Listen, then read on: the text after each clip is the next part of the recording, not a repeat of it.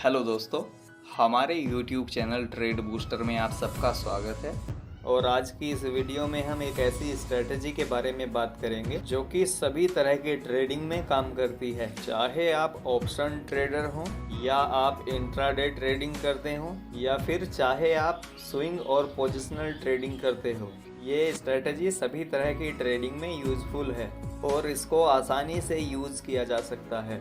तो अगर आप ट्रेडिंग से पैसा बनाने के लिए एक easy and simple trading strategy चाहते हैं तो ये वीडियो आप ही के लिए है, इसलिए इस वीडियो को एंड तक देखिए। उससे पहले अगर आप भी स्टॉक मार्केट में इन्वेस्ट या ट्रेड करना चाहते हैं और अगर अभी तक आपके पास में डीमैट अकाउंट नहीं है तो देश के बड़े और भरोसेमंद ब्रोकर्स अपस्टॉक्स और पेटीएम मनी का लिंक आपको वीडियो के डिस्क्रिप्शन में मिल जाएगा।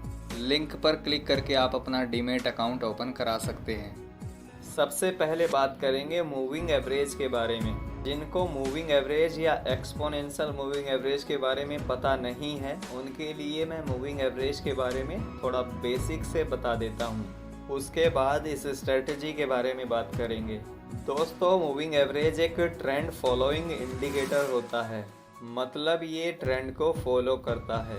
अगर शेयर प्राइस ऊपर जाएगा तो मूविंग एवरेज भी ऊपर जाएगा और अगर शेयर प्राइस नीचे जाएगा तो मूविंग एवरेज भी नीचे जाएगा और अगर शेयर प्राइस कहीं ना जाए तो ये भी कहीं नहीं जाएगा।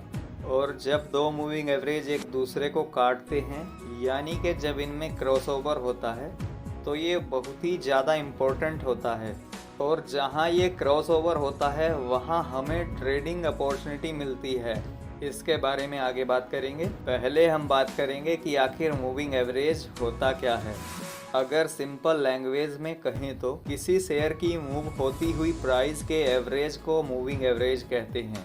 अगर हमें 20 दिनों के मूविंग एवरेज को कैलकुलेट करना हो तो 20 दिन के क्लोजिंग प्राइस को जोड़कर 20 से डिवाइड करना होगा, तब हमें 20 दिनों का सिंपल मूविंग एवरेज या फिर मूविंग एवरेज मिल जाएगा। मूविंग एवरेज और सिंपल मूविंग एवरेज दोनों एक ही होते हैं। उसी तरह से अगर आपको 50 दिनों का मूविंग एवरेज निकालना हो तो आपको पिछले 50 दिनों के क्लोजिंग प्राइस को 50 से डिवाइड करना होगा। आपको 50 दिनों का मूविंग एवरेज मिल जाएगा। और आपको सिंपल मूविंग एवरेज और एक्सपोनेंशियल मूविंग एवरेज के बीच कंफ्यूज नहीं होना है। एक्सपोनेंशियल मूविंग एवरेज थोड़ा एक्यूरेट होता है प्राइस के। तो अब मैं आपको चार्ट पर लेकर चलूँगा जहां हम इस स्ट्रेटजी के बारे में बात करेंगे। दोस्तों, हम आ चुके हैं निफ्टी के चार्ट पर और इसको मैंने ओपन किया है 5 मिनट कैंडल स्टिक पर, मतलब ये जो एक कैंडल है वो 5 मिनट की है। अब हम यहाँ पर मूविंग एवरेज प्लॉट करेंगे। दोस्तों, ये ब्लैक वाली लाइन सिंपल मूविंग एवरेज है और ये रेड वाला एक्सपोनेंशियल मूविंग एवरेज है। तो अगर आप दोनों को ध्यान से देखो तो इन दोनों में कोई खास ज़्यादा डिफरेंस नहीं है। ये दोनों लाइंस लगभग साथ साथ चल रही हैं।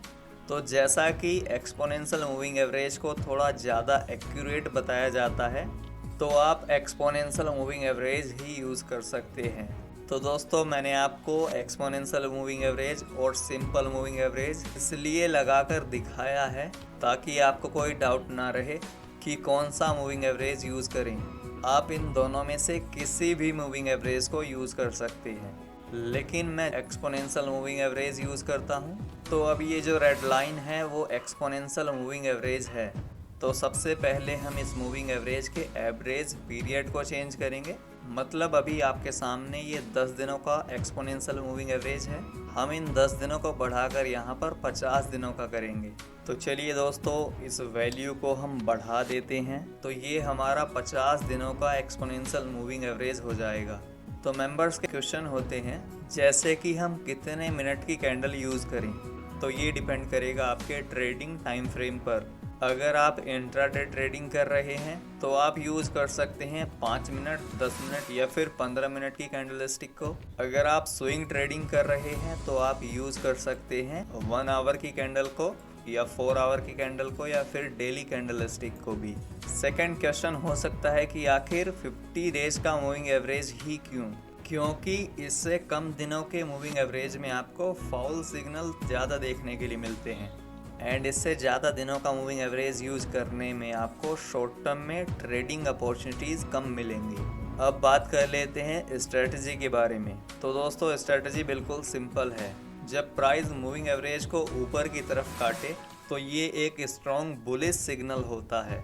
यहाँ मैक्सिमम चांस होते हैं कि प्राइस ऊपर बढ़ सकती है, जैसा कि यहाँ पर हुआ। जब भी ऐसा होगा तो ज़्यादा चांस होंगे कि यहाँ से प्राइस ऊपर जा सकती है और आप ऐसी जगह पर पोजीशन बना सकते हैं। तो अगर आपने इसमें इस जगह पर बाय किया होता तो ये 15,770 का लेवल आपका बाय लेवल होता और ये प्राइस बढ़कर यहाँ तक गई थी। आप इसमें इतना प्रॉफिट बना सकते थे। जब कोई स्टॉक 50 दिनों के मूविंग एवरेज को ऊपर की तरफ काटता है तो इससे हमें समझ आता है कि स्टॉक की प्राइस ऊपर बढ़ने वाली है और हम इस स्टॉक में एंट्री ले सकते हैं। एंड नीचे सपोर्ट लेवल के पास में आप अपना स्टॉप लॉस मेंटेन कर सकते हैं।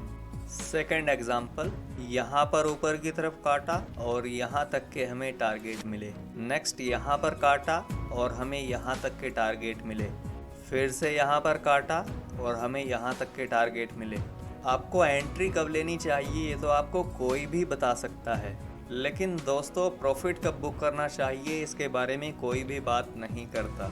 तो दोस्तों आज इस वीडियो में हम प्रॉफिट बुकिंग स्ट्रेटजी के बारे में भी बात करेंगे। उसके लिए आपको एक मूविंग एवरेज और ऐड करना होगा जो होगा 20 डेज़ का मूविंग एवरेज। तो दोस्तों ये जो ऊपर ब्लैक वाली लाइन है ये हमारा 20 डेज़ का मूविंग एवरेज है और ये रेड वाली लाइन 50 डेज़ का मूविंग एवरेज है।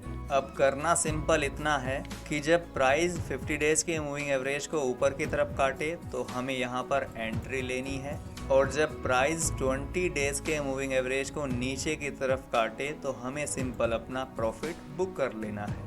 थैंक यू दोस्तों, होप कि ये वीडियो आपको अच्छा लगा होगा।